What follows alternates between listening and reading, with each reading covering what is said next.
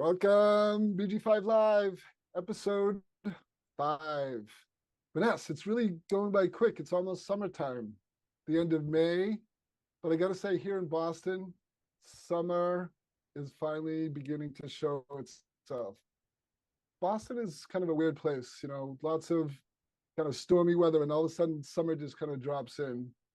I know that doesn't mean anything to you living in Granada, and Sarah lives in California. And we have a wonderful guest. His name's Jacob. We're going to introduce him in a little bit.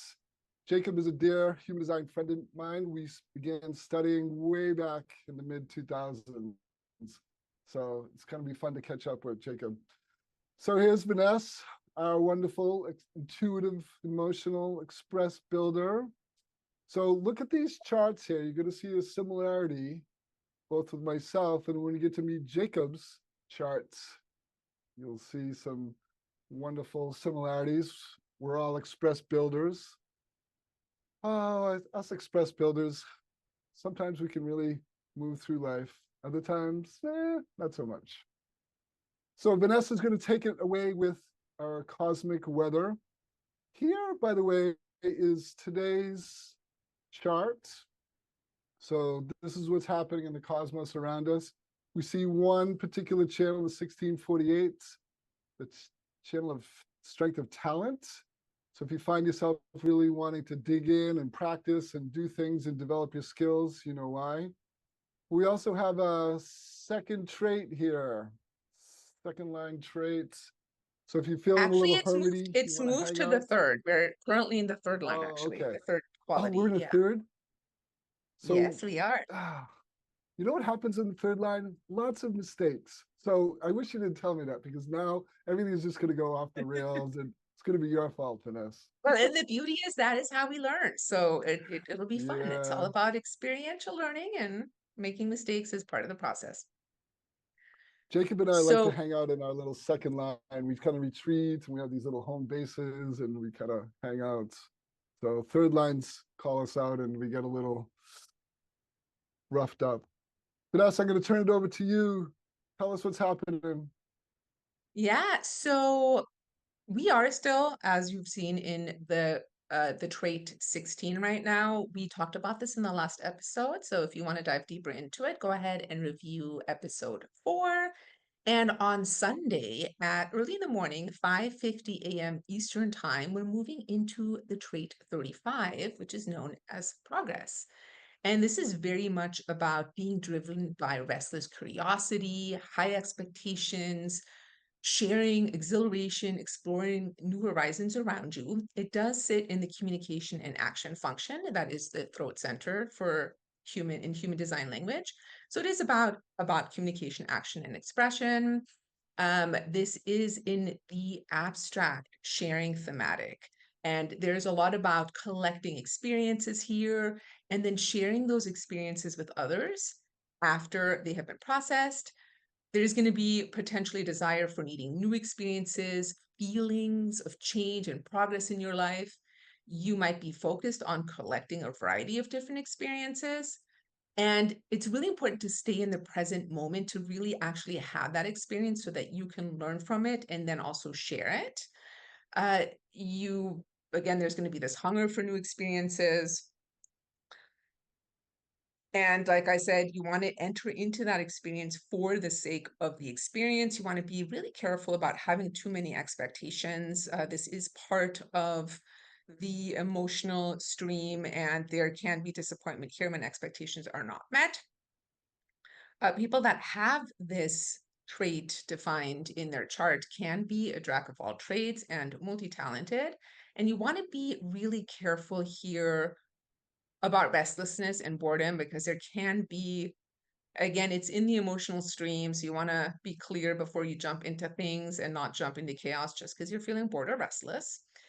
And yeah, anything you want to share about that, Mike? Yeah, I actually have the 35 in my design. I have it twice. I think it's once on the nodes and once just in my design. And I so resonate with this idea of progress. How it can show up, especially when I see people with the 35, 36, is you do a job, depending on how long it is, depending how much, is happening, but like 2 or 3 years is kind of these time limits. And so when things start to stagnate or just stay the same, I can feel that restlessness that you were talking about, Vanessa. Like, okay, time to move on, you know? And I'm So I curious, experienced that.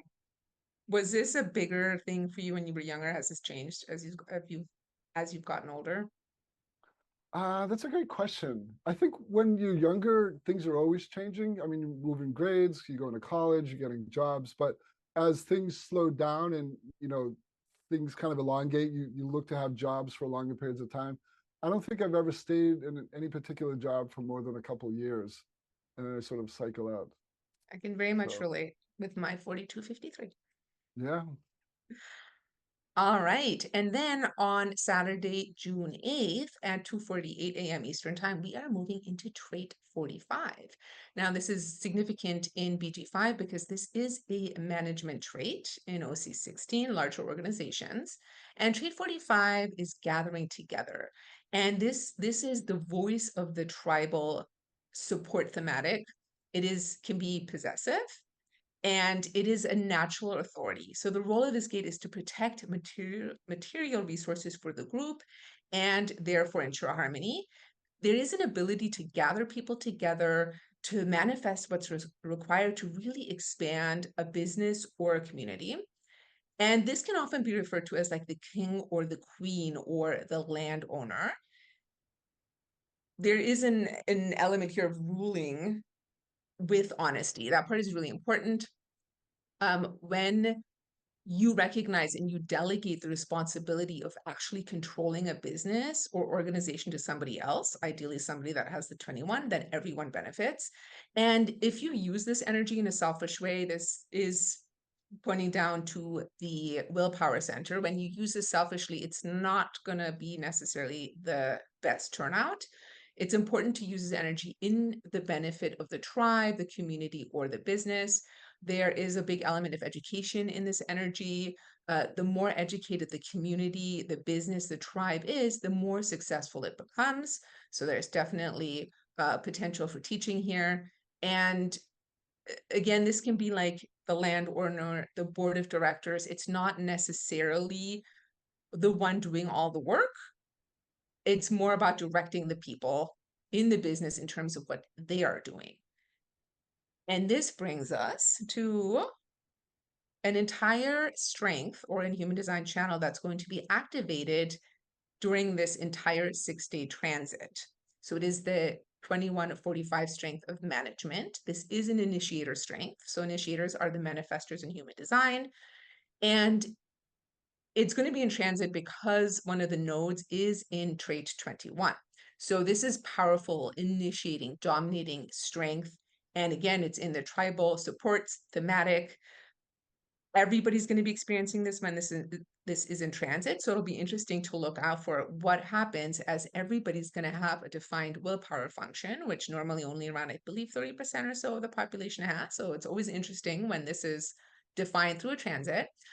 People that have this entire strength are here to embrace and master the material world of money and resources through the power of their will, of their heart. It's important for them to be independent, to be in control, doing things themselves while also gathering people, educating, and benefiting the community. And the challenge here can be to use your willpower in a way that only protects your own interests or that protects the interests of the tribe while also serving and benefiting others. It's important for people that have this defined to be independent and in control, but also being able to delegate because the delegating part is super important here. Uh, People that have this energy are willing to work hard. It's ideal for people with this energy to be their own boss. They do not like to be controlled by other people. Anyone that has trait 21 defined in their chart, and 45 as well, really does not appreciate being managed by others. It can be hard to delegate to others. There might be a tendency to want to do everything yourself, and that's going to really have an impact on your own workload and your stress. So really getting things done effectively for you is going to require actually delegating to other people as well. In a healthy state, you are going to be operating from your ego as willpower. In an unhealthy state, you might be more likely to operate from like unhealthy egotism. So yeah, and in order to really have success, having support and cooperation of the tribe is essential for you to lead in the way that you were designed to lead. Thank you, Vanessa. So the 2145, as Vanessa was telling us, is an important segue because our guest is Jakub. Tell me if I say this correctly, Jakub. Stratesky? Stratesky? Stitezsky. Stitezsky. It's Yes. Jakub Stitezsky in Czech, but we've known each other. You've known me for years as Jacob, so that's totally fine. Yeah, good. Yeah. So I want to introduce you to Jakub. I always think of you as Jacob, so I'll try to the Jakub. So this is his design here. You can take a look. He happens to have this 4521, which we'll get his take on that. He's also, you notice, and also an unconscious 3420. So we share that all together, the three of us. So it's really interesting. Jacob, I'm gonna let you start off. Can you tell us a little bit about your experience with human design? Because it's really diverse. We started studying human design back in 2005, 2006 together. We studied in the IHDS under Linda Bunnell, and then you continued on to have some really wonderful experiences. Would you like to share some of that with us? Yeah, thanks. And hello, everybody. Pleasure to be here. Pleasure to see you again, Mike. Yeah, we did study, as I recall, since 2006 together and went through all the courses of foundational and professional training. And then I did basically the same thing with General Oblivion of Human Design America. And then I lived in Taiwan back then, but I moved back to Czech Republic and I started to do readings here and basically became a messenger of human design here in Czech Republic and Slovak Republic, which is a neighboring country with pretty much the same language. So I was teaching LYD, then I was translating Genoa's courses into Czech, organized live seminars with him over here 4 years in a row, and then became also a teacher for Human Design America since 2015. And I've been teaching professional training there pretty much since then, also here in Czech Republic. So I do teach professional training mostly. And yeah, it's been a ride, and I absolutely love human design and taking other people into that. So yeah, I guess that's about me.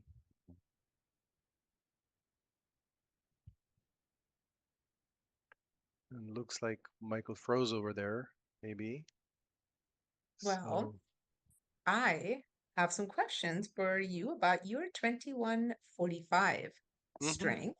Since this is going to be in transit, I would love to hear your experience of this strength, and also speak to. I've heard Ross say that this one can be a little bit easier when it works in electromagnetic versus having the entire strength. And I'm just curious how you work with that energy and how that shows up for you. well, there's been a lot of hard bumps in my life because of this channel, and a lot of humbling as a process of kind of coming to terms with how to properly use my willpower through this particular channel or trait, as you say here. Um, First of all, this channel is about supportively dominating. To be a dominating force that is somebody that oversees the territory. You can really look at it in terms of like being the king or the queen, or just somebody who has the final say and who's kind of overseeing the wealth of the community and just making sure everybody has everything they need. Gate trade 45. I don't have. But it's also really the part that stands out a lot and sticks out and is very easy a target. It's like in today's online space, this huge village square that we live in. It's like it's so like everybody can see it. It's so if as long in my experience, as long as I do something that's not totally okay, and sometimes even if it is, it can be many times it can be like a target of comments or people not agreeing, because it is a dominating force. And so what to do about it, so with my open solar plexus, I learned to deal with that and just accept it's the way it is. But really, it's about being in control. And you spoke about it being related to education. One of the nicknames I use for this whole channel is the channel of the educator. Really, it's about like making sure people have what they need to have on the material plane and educating them about it. And it's what I do basically for a living and what I love doing for the last many years now. So gathering people together, being in control, and of course the difficulties of delegating, as you were saying, and letting go of the control where I don't really need it, but maybe I feel I have to have it or something. It's like over controlling. It's a big issue, especially when it comes up in a transit, as you were talking about. It can be so tempting to just, oh, I want to be in control of this or in control of that. And yeah, the transit can help you to be in control of certain things, but it can also kind of tempt you to be in control of things where you shouldn't be. So, Thank you for that. So my mom had this. She was actually a survival instinct or splenic manifester initiator. She also had the 2145, and I have this completely undefined. mm-hmm, And obviously it's something that I have been amplifying from pre-birth, possibly. uh-huh. uh, yes, I really love the way that you explain that. And I think Mike seems like he's back. So Yeah, I blipped yeah. out. My internet was a little wonky there for a sec, so sorry about that. Everything just kind of froze. Hmm. Jacob, I'm interested because all three of us have the unconscious 3420, which we know is in design, we call it the channel of charisma. But for us, it's all three of us, it's unconscious. I've talked about it in previous episodes, and Vanessa has it as well. What is your experience about having this unconscious, power connected directly to we call it in BG5, we call it the communication function, which in human design is the throat. Mm. Would you like to share any of your experiences with this?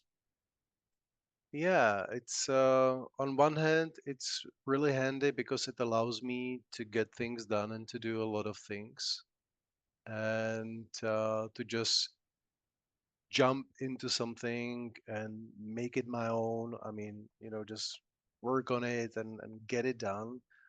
On the other hand, it really requires a lot of presence on my part to not get lost into unimportant things, because it's so easy to get lost, like, oh, I can do this, I can do that, whatever comes up in my mind. I'm like, oh, well, let me write that email, let me find that on the net, let me make that call, let me text this person. And then if I'm not really careful, my activities can get scattered and I do a lot of things, but not having that much of a satisfaction from it. So I really need to watch it. And yeah, that's the challenge, as I'm sure both of you know here. So Yeah, I think that yeah. that completely open inspiration function or head center, which I also have completely open. It's my only undefined function, mm-hmm, mm-hmm. nothing pointing at it, plus being express builder, plus having the cross of distraction. I personally find that to-do lists are an absolute essential for me. Yeah. I forgot that you both have the totally open inspiration function. Mine's the reverse. I have the totally open conceptualization function. I mean, I have both, but that's that having that mind sort of open to everything is kind of crazy. Jacob, I wanted to switch gears a little bit, and I mentioned this to you before, and I'd love to hear your take. So there's something in design called the incarnation cross. It's essentially, I'm going to use some human design terms. It's the personality, sun and earth, both on the personality. Personality, remember, is what we're conscious of, and the design side is what I was unconscious. So the incarnation cross is an overview of your life theme. It's a way that you sort of, it kind of maps out again on a very general level what your purpose here in life is. And so both Jacob and I share this incarnation cross, which is called the incarnation cross of the sleeping phoenix. So the sleeping phoenix, if it sounds dramatic, it can be, and I'd love to hear again your experience. But so the sleeping phoenix is traditionally, on a sort of broad scale, we go through these periods of birth, death, and rebirth. Yeah. So I could sit down and share experiences where, especially at the cycle point, so at the Saturn, which was 30, and then my 40 was gentle, but my 50 at Chiron, dramatic changes, as if I was going down the highway, and then suddenly the road just ended, and then I had to go on a detour. And it's very destabilizing. I'm not saying that all people who have an incarnation cross of the sleeping phoenix go through these experiences, but there's the potential to have that. So Jacob and I, we don't have exactly the same configuration, but there's some similarities. So Jacob, I would love to hear your experience about what it is to be a sleeping phoenix, and what are some of the sort of marker points for you? Right. So, this is the gate of spirit, and this is the gate of sexuality, basically connecting with other people or trade. And this is the great power, and this is the now, the present moment. So, the way I speak about Sleeping Phoenix is that I break down barriers to be more closer with other people so that I can charismatically, right now express my power in order to rise up in the spirit. It's about basically experiencing spiritual abundance through connection with other people. And that's the way I just like in like really shorthand way of speaking about this whole incarnation cross. And yeah, it's the gate of spirit is there. This is the place where according to Ra, there's going to be a mutation happening in 2027. um the gate of spiritual abundance, where yeah, my experience is that I've always been looking for spiritual things and looking into spiritual things. Since I was a teenager, I was drawn to it. And so uh, that's why I got called, to go to India to meditate, to, reading books. And then it led me to human design. That is the reason why I'm here. So in terms of birth, death, and rebirth, it's also something that I've went through. I mean, on some level, everybody goes through that. But of course, then if we have this particular incarnation cross, it's like we're kind of archetypal representatives of this process. That there is kind of a awakening to like a deeper meaning in life. And you know why Ra called it a sleeping phoenix is that because he said that a lot of these phoenixes are lost in their never-ending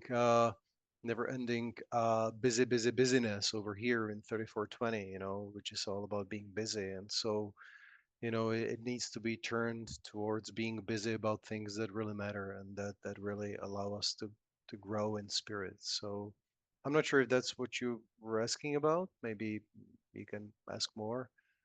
Yeah, I love how you broke it down into each of the particular traits, gates. Hmm. And again, I don't have the exact same configuration as you, but Right. when I went through my Saturn, I went from having a very physical life, very athletic, very outdoorsy, and just very body oriented. And when I hit that point at age 30, it was as if that stopped, and then the spiritual quest began.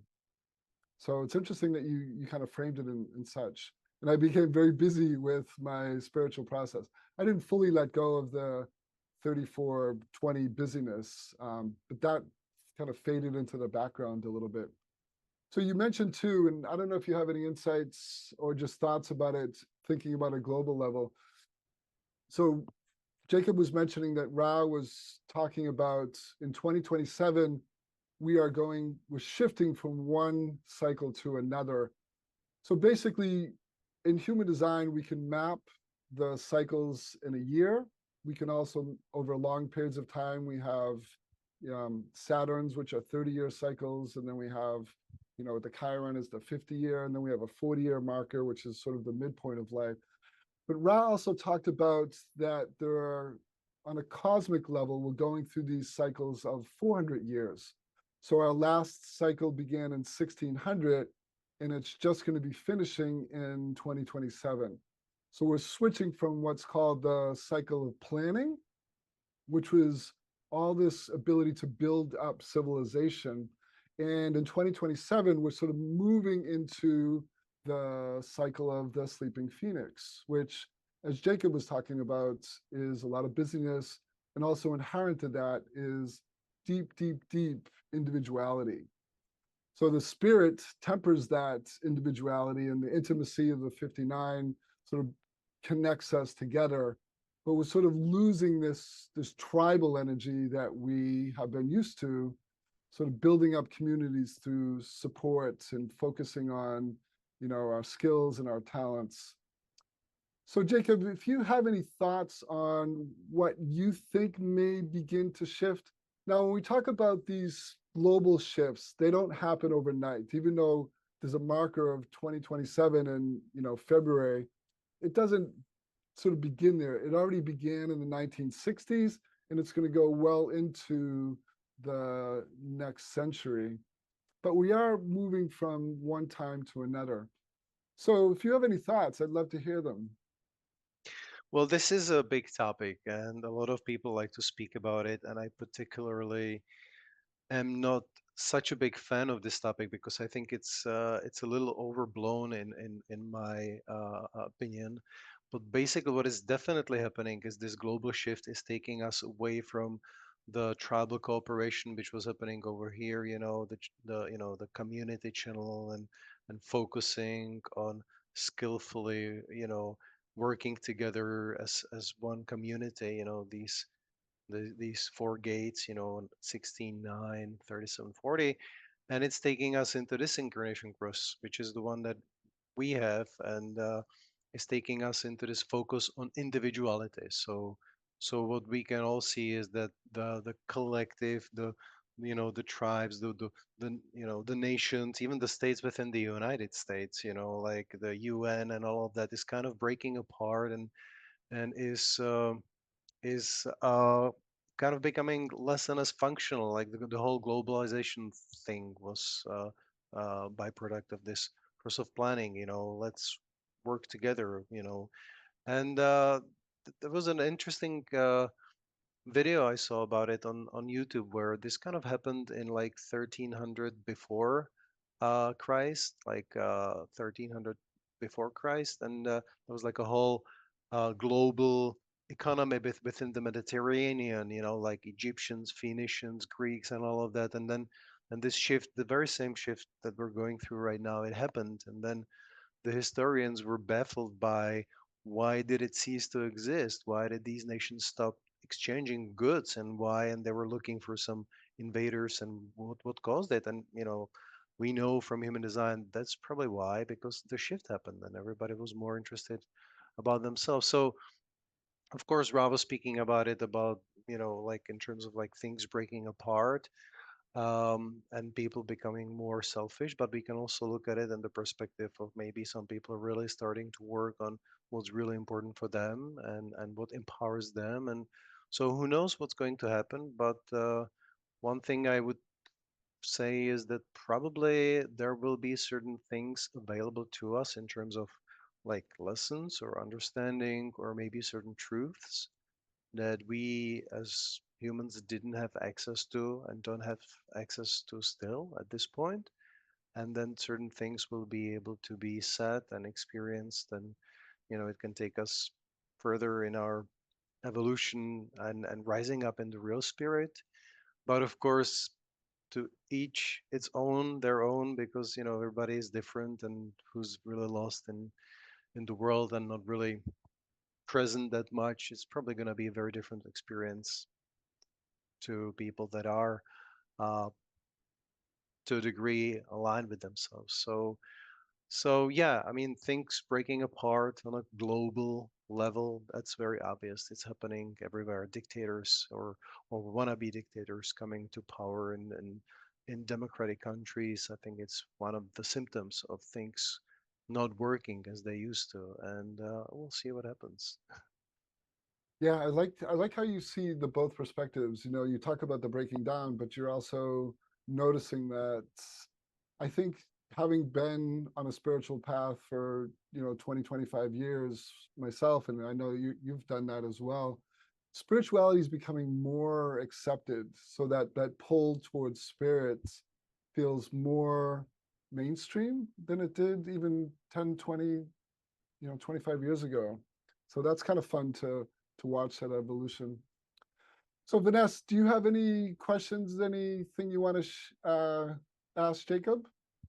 Have you seen my chart? Of course, I have a ton of questions. I'm going to try to only ask some of them. So one of the things, Jacob, if you see my chart, obviously my bridging traits or gates, the most prominent one for me, my number one conditioner, Hmm. just happens to be the 59. I actually have two Sleeping Phoenix siblings. One is probably born a day after you. She is a 3-5 profile or public role, Hmm. Sleeping Phoenix 55 conscious sun. My brother is a 59 conscious sun. I have so many Sleeping Phoenixes in my life, I can't even begin to tell you. Uh-huh. My big question for you, when you have an undefined emotional solar plexus or emotional intelligence function, as we call it in human design, and you have trait 55, the most melancholy of the traits in your conscious sun, I would love to know how this influences your decision-making process, or if it does influence your decision-making process, with your sacred response being your, we call it decision-making strategy in BG5, but as your authority. Right. Well, of course, I'm moody, and it was great for me to learn that from human design because with my open solar plexus, I wanted to be friendly. I didn't want to offend people. So I wasn't really allowing myself to be moody. But it is the gate of being in a mood for something, and this mood is so important. So, uh, uh, yeah, it is the gate of spirit of abundance. The opposite of abundance is uh, kind of being nervous about being empty, not being fulfilled. Abundance is abundance of everything, and emptiness is the opposite of that. So uh, part of what has been happening for me with this gate 55 in open solar plexus and being activated so prominently in my design, because it's my sun, the most important activation. What was been going on is that I have been you know trying to fill up this emptiness sometimes by things. I like to eat, which to a degree is healthy, sometimes it's not. I like to enjoy life, as they say, sex, drugs, and rock and roll. It's like all kinds of addictions are related to gate 55. It's not that I'm an addict, but there's definitely been temptations. Yet at the same time, the more I am aligned with myself and I really experience this abundance of spirit, uh, the less I feel the need to fill up a perceived emptiness or lack of something because it's not there because I am fulfilled. So you know, it's been a ride. Of course, the gate 55 is very much looking at 39, which is the provocation. So a lot of things can trigger me or used to trigger me way more, and now some don't at all, and some still trigger me a little bit. This provocation that I perceive from the world around me. But yeah, it's just I love it. I love this gate. It's not an easy gate to have, especially in the second line over here, but I just love it. It helps me to just really go to where it's at for me, the spirit, the spirituality, and also, as you said, this is about being material. So for me, it's a grounding combination, not to just get lost in spirituality, but also the way I see it, the real spirituality is about how we live our everyday life on the material plane, and that's what I try to do, and that's what I try to teach. So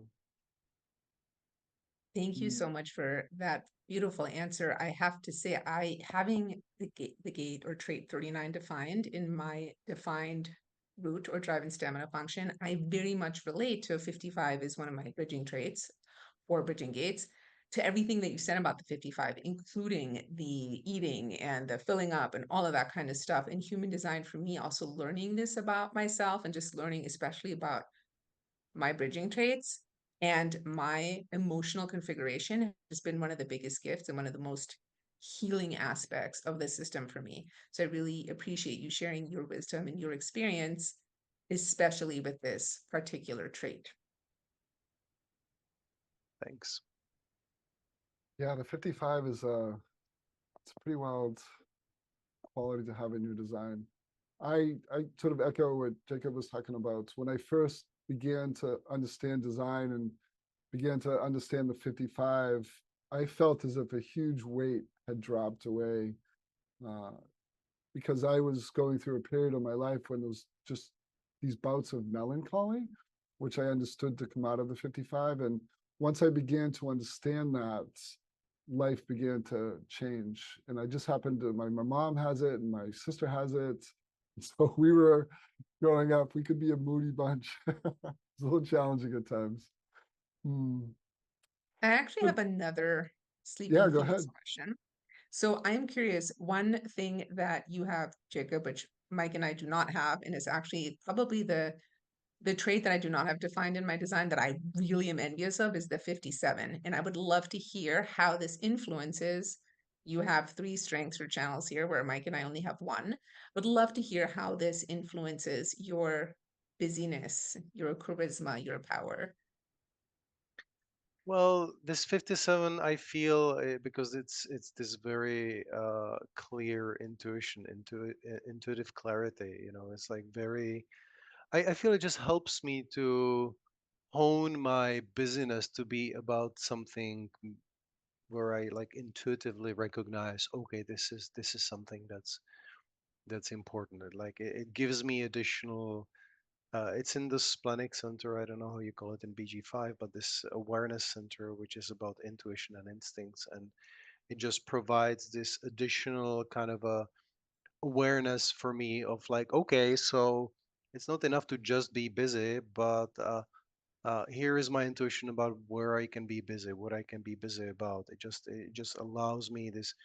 Yeah, I mean, in conjunction with gate 20 or 34, it's about like really having a keen, I would say, eye or sharp ears, like really being tuned into the surrounding environment and like hearing all kinds of noises, seeing things peripherally. It's just like it helps me to be very much, in the now. Like I like to speak about it almost as this animal awareness that just like letting my body to move as if it was like an animal, like like a cat or something. It's just it helps. It's providing additional, I guess, well, intuition is the word, but of course, I cannot I cannot tell you how exactly, because I don't know how it is to be without it. Like we don't know. We never know what it's like to have a gate or channel that we don't have activated. So hard to I was saying separate that. from that. Yeah. Yeah, I was saying that to Mike earlier. I always ask people, what's it like to have this? And you're not going to know what it's like not to have it, but I still want to hear your experience. So thank you so much for sharing that. Yeah, sure. Welcome. Jacob, I have one last question for you. So here's the first question. It's a two-part question. How many sessions or how many human design readings, with clients, how many do you think you've had since you started? Yeah, I was counting it a while back. I pretty much stopped doing readings in 2018 or 19 and started almost exclusively just be teaching. But until then, I did like 3,500 readings. Whoa, And 3,500 readings. That's so amazing. yeah, yeah. Well, it helps if you're the only one in a country where you live, and most of people don't speak English. So, uh, that's That's definitely been a wonderful. big, big help. So That's yeah, so, it's been a lot of readings, that's for sure. yeah. I mean, to imagine that, you know, how many people you've pulled into Hmm. the field of human design, that's just, it's such a, something to be really proud of. So here's the question, and I would love to hear again your take on this. So you've been a teacher, you've been someone who's a professional, you've done readings, you've done classes. Do you have any advice for people who are studying either human design, and for us it's BG5? What advice would you give them to, as they're graduating, as they're finishing up their studies, going out into the world and, you know, starting to develop a practice? Do you have any suggestions or thoughts based on your Hmm. experience? Well, I think the most important is to make it your own, to do it in a way that works for you, not do it like somebody else, and find out what it is. And of course, it's kind of a koan because you can't really know until you start doing it. So you're gonna learn on the go, on the fly, and you will make mistakes, and it's okay. And just do your best. And also, specifically in terms of like working with clients, assume your authority over how you present the information, not over what they do with it. Don't try to change their life. Don't try to convince them that they should. Don't try to, argument with them, or do things in a way that they like should feel like they should do something. If you present it in a clean way, in a understandable way, if you put it out the best way you can, that's enough. And and of course, having done so many readings, I've been through all kinds of weird experiences, from people walking into my apartment with a bag of French fries from McDonald's and sitting down for the reading and starting to eat starting eating French fries, to people who never let me finish two sentences in a row and were directing me exactly what I should tell them to, like all kinds of crazy stuff. It's like you have to laugh about it. And so it's important to also, as I said, like assert your authority over the way you do the reading, and not let the client direct you or steer you from what you know works. And if they become unhappy in the process, that's okay. You're not there to fully satisfy every need of your client, because if you do, it may not be the best service you can do for them. Like you need to know what you want to communicate, in which order, what works. And if they ask you all kinds of stuff that is unrelated and you get lost in conversation, then the time flies by, and then you can make up for it. So don't be afraid to not always satisfy every need or perceived need of your client. Trust in your ability, trust in what you do. Learn, obviously, it's a process. Learn to trust it, make it your own as much as you can. That's what I would say. Yeah, that's great advice. Thank you. Your stories are funny. French fries during Just a the tip of the session. iceberg. uh, one of the things I like to tell students and clients is that human design is a mutative science.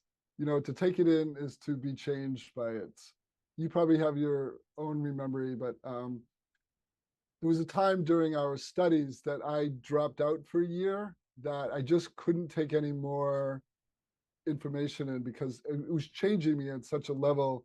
I needed time to integrate. And so I think building out what you were saying, that almost maybe letting clients know that if you take this, if you practice it, if you follow your strategy, authority, and, you know, make decisions in a way that feels aligned with you, things are going to change inside of you. And so, yeah. Vanessa, any last questions for Jakub before we sign off? Eh, I have 1,000, but I'm not going to ask them. I really, really appreciate you being here. I learned so much from what you shared today. So thank you. Thank you so much. Yeah, Thank you for inviting me. It's been fun. yeah. Jakub, if for our listeners, all, you know, millions of them, where can people find you? Well, I teach at Human Design America, so humandesignamerica.com or .org. and I'm gonna be opening a new professional training level 1 in at the end of January, first week of February, something like that. And I will also most likely be teaching professional training level 2 starting around that time. Right now, I'm in a process of teaching professional training level 1. So yeah, that's basically it. Human Design America. All right. Jacob, it was so good to see you again. So good to have you on as a guest. We appreciate you coming and taking time to do this. So thank you, everyone. Our next session of BG5 Live will be in 2 weeks on June 12th. I think we're at June 12th. No, excuse me, June 11th. Sorry about that. So we're always on Tuesdays, 2 weeks away. Everyone, thank you very much. Vanessa, Jacob, Sarah, bye for now. Bye. Bye, everybody.